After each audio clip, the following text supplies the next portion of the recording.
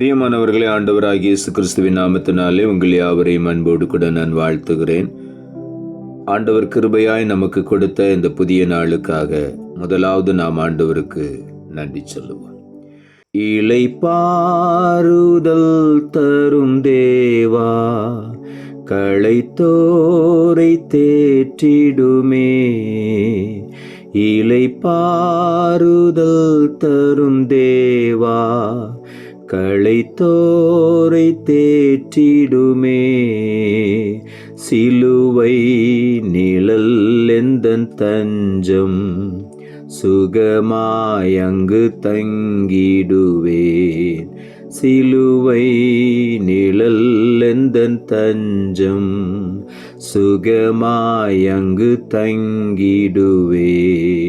திருப்பாதம் நம்பி வந்தேன், கிருபை நிறை இயேசுவே.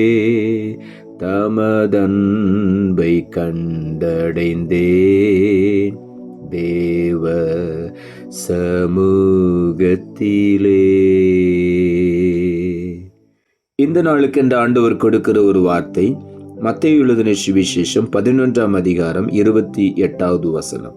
மத்தேயு 11:28. வருத்தப்பட்டு பாரம் சுமக்கிறவர்களே, நீங்கள் எல்லாரும் என்னிடத்தில் வாருங்கள், நான் உங்களுக்கு இளைப்பாறுதல் தருவேன். இந்த காலை வேளையில் ஆண்டவருடைய வார்த்தை சொல்லுகிறது, நான் உங்களுக்கு இளைப்பாறுதல் தருவேன். ஆண்டவர் நாம் ஒவ்வொருவருக்கும் இளைப்பாறுதலை கொடுக்கிற தேவன். எப்படிப்பட்ட சூழ்நிலையிலே ஆண்டவர் நம்மை அழைத்து இளைப்பாறுதல் தருகிறார். நாம் வருத்தப்பட்டு பலவிதமான பிரச்சனைகளினாலே மிகவும் வருத்தப்பட்டு பாரம் சுமந்து தவிக்கிற அந்த நேரத்தில் ஆண்டவர் சொல்லுகிறார், நீங்கள் எல்லாரும் எத்தனை பேர் வருத்தப்பட்டு பாரம் சுமந்து கொண்டிருக்கிறீர்களோ, நீங்கள் எல்லாரும் என்னிடத்தில் வாருங்கள் என்று ஆண்டவர் சொல்லுகிறார். நாம் செய்ய வேண்டிய காரியம், இவ்வளவு பாரம் இருக்கிறதே என்று சொல்லி நாமே நமக்குள்ளே கவலைப்பட்டு கலங்கி கொண்டு இருக்காதபடிக்கு ஆண்டவருடைய சமூகத்தை நாம் தேடி போக வேண்டும்.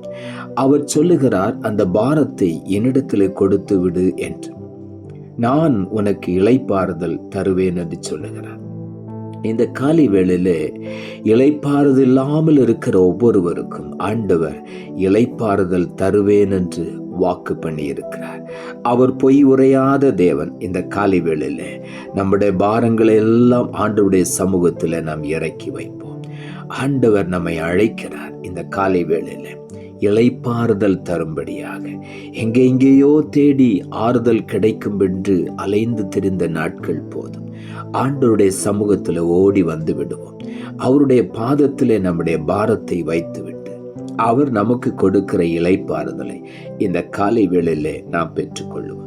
எபிரேயர் புஸ்தகம் 12ஆம் அதிகாரம் 1 வசனம் இப்படியாய் சொல்லுகிறது, பாரமான யாவற்றையும் நம்மை சுற்றி நெருங்கி நிற்கிற பாவத்தையும் தள்ளிவிட்டு விசுவாசத்தை துவக்குகிறவரும் முடிக்கிறவருமாகிய இயேசுவை நோக்கி நமக்கு நியமித்திருக்கிற ஓட்டத்தில் பொறுமையோடு ஓடக்கடவோம் என்று இங்கே வேதம் சொல்லுகிறது. பாரமான யாவற்றையும் தள்ளிவிட்டு என்று வேதம் சொல்லுகிறது.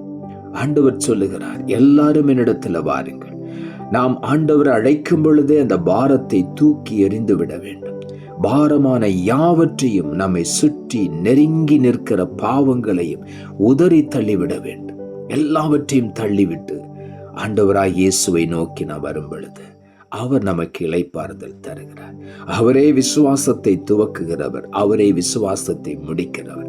அந்த ஆண்டவராய் இயேசு கிறிஸ்துவை நோக்கி நமக்கு நியமித்திருக்கிற வாழ்க்கையின் ஓட்டத்திலே பொறுமையோடு அவரோடு கூட நாம் இணைந்து ஓடும் பொழுது நிச்சயமாகவே நம்முடைய பாரங்கள் நம்மை விட்டு விலகி போய்விடுகிறது.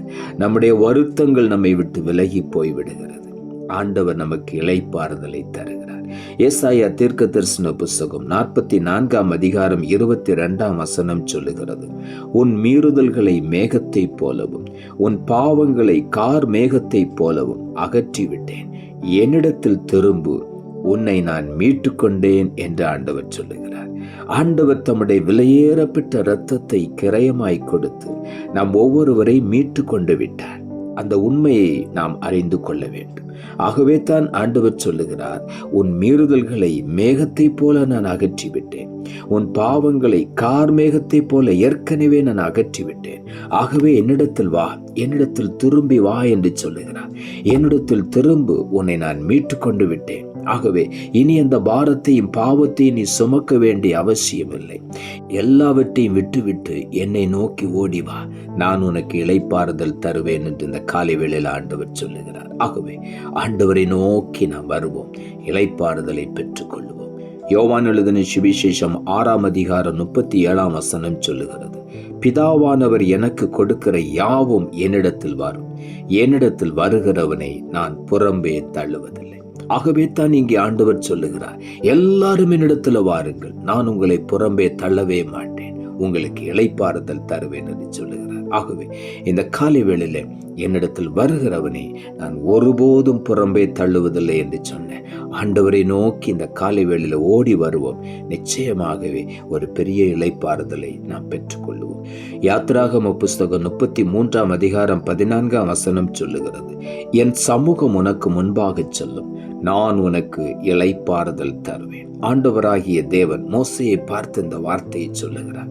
மோசே கேட்கிறார், ஆண்டவரே, நீர் என்னோடு கூட வராவிட்டால் என்னை நீர் அனுப்பவே கூடாது, எப்பொழுதும் என்னோடு வர வேண்டும் என்று வேண்டிக் கொண்ட பொழுது ஆண்டவர் சொன்னார், என் சமூகம் உனக்கு முன்பாக சென்று கொண்டே இருக்கும், நான் உனக்கு இளைப்பாறுதல் தருவேன் என்று ஆண்டவர் வாக்கு பண்ணினார். இந்த காலை வேளையிலும் ஆண்டவருடைய சமூகம் நமக்கு முன்பாக சென்று நமக்கு ஒரு பெரிய இளைப்பாறுதலை ஆண்டவர் தருவார். ஆகவே பாரமான எல்லாவற்றையும் தூக்கி எறிந்து விடுவோம். ஆண்டவர் சொல்லுகிறார், எல்லாரும் என்னிடத்தில் வாருங்கள், நான் உங்களுக்கு இளைப்பாறுதல் தருவேன். இந்த காலை வேளையில ஆண்டவரை நோக்கி ஓடி வருவோம்.